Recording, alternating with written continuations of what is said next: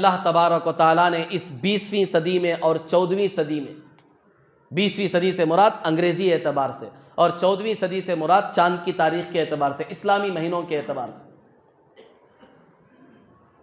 اللہ تبارک و تعالیٰ نے حضرت جی مولانا الیاس صاحب رحمۃ اللہ علیہ،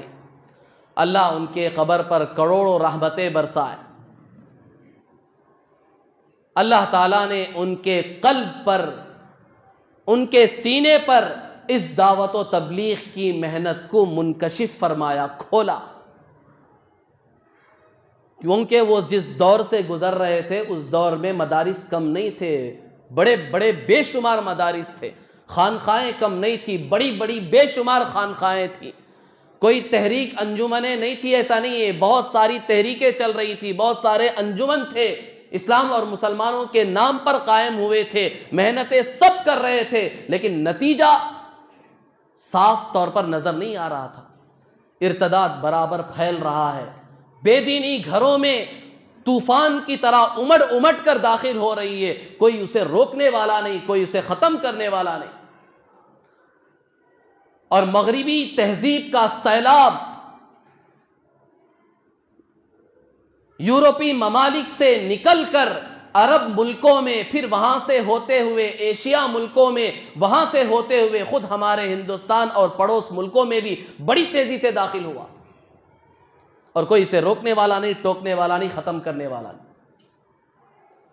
تو اللہ تبارک و تعالیٰ نے حضرت جی مولانا الیاس صاحب رحمۃ اللہ علیہ کے سینے پر ایک محنت کو کھولا، دعوت و تبلیغ کی محنت، اور یہ محنت ایسی عمومی انداز سے، سیدھی سادی انداز سے اللہ تبارک و تعالیٰ نے ان کے قلب پر کھولی کہ ہر آدمی، چھوٹا ہو بڑا ہو،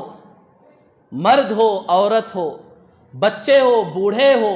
نوجوان ہو، پڑھا لکھا ہو ان پڑھ ہو، عالم ہو جاہل ہو، دیہاتی ہو شہری ہو، اس ملک کا رہنے والا ہو دوسرے ملک کا رہنے والا ہو، یہ زبان جاننے والا ہو دوسری زبان جاننے والا ہو، سب کے لیے بالکل آسان طریقے سے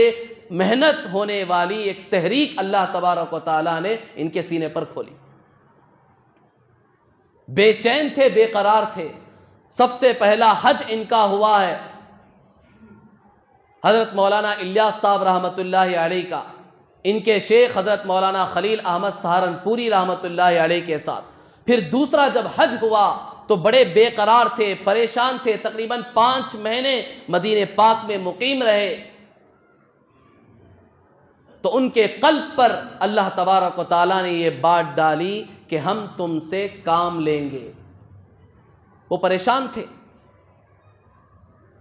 کسی اللہ والے سے مل کر انہوں نے اس کا ذکر کیا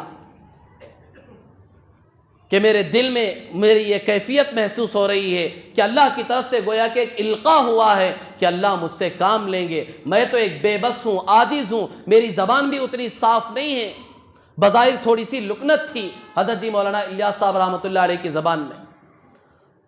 تو میں کیسے کام کر سکوں گا؟ تو وہ اللہ والے ان سے کہنے لگے حضرت جی مولانا الیاس صاحب رحمۃ اللہ علیہ سے، آپ سے کہا گیا ہے کہ آپ سے کام لیں گے، آپ سے کام لیا جائے گا، آپ کام کریں گے یہ نہیں کہا، دونوں میں فرق ہے۔ اللہ کام لیں گے، اللہ کو معلوم ہے کس طریقے سے کام لیا، اللہ نے تو چونٹیوں سے کام لیا ہے، اللہ نے تو ہدہد پرندے سے کام لیا، ملکہ بلقیس جو آتش پرست قوم تھی ان کی ہدایت کا سبب اللہ نے کسے بنایا؟ ایک ہدہد پرندے کو، چھوٹا سا پرندہ ہے، اتنا چھوٹا سا پرندہ ہے ہدہد، اس سے اللہ نے کام لیا، پوری قوم کو ہدایت ملی۔ تو اللہ کام لیں گے، اللہ اپنی قدرت سے لیں گے، چنانچہ ان کو تسلی دی گئی کہ اللہ آپ سے کام لیں گے، چنانچہ وہ ہندوستان آئے، پھر دعوت و تبلیغ کی اس محنت کو انہوں نے علماء کے مشورے اور ان کی رہبری میں اس کام کو شروع کیا، از خود نہیں شروع کیا، باقاعدہ اس وقت کے جو چوٹی کے بڑے بڑے علماء تھے ان کے رائے مشورے سے انہوں نے یہ کام شروع کیا۔ شیخ الاسلام حضرت مولانا حسین احمد مدنی رحمۃ اللہ علیہ، شیخ الحدیث حضرت مولانا زکریا صاحب رحمۃ اللہ علیہ، حضرت مولانا عبد القادر صاحب رائے پوری رحمۃ اللہ علیہ، حضرت مولانا منظور نعمانی صاحب رحمۃ اللہ علیہ، حضرت مولانا مفتی شفیع صاحب رحمۃ اللہ علیہ، حضرت مولانا ابو الحسن علی میاں ندوی رحمۃ اللہ علیہ، یہ بڑے بڑے اکابر جو علماء تھے، ان کے رائے مشورے سے ان کو ساتھ لے کر حضرت نے اس محنت کو شروع کیا۔ بڑی سیدھی سادی محنت، کہیں سے فنڈ نہیں آئے گا، اپنی جان اپنا مال لے کر چلنا ہے۔ تمہاری کوئی مدد نہیں کی جائے گی،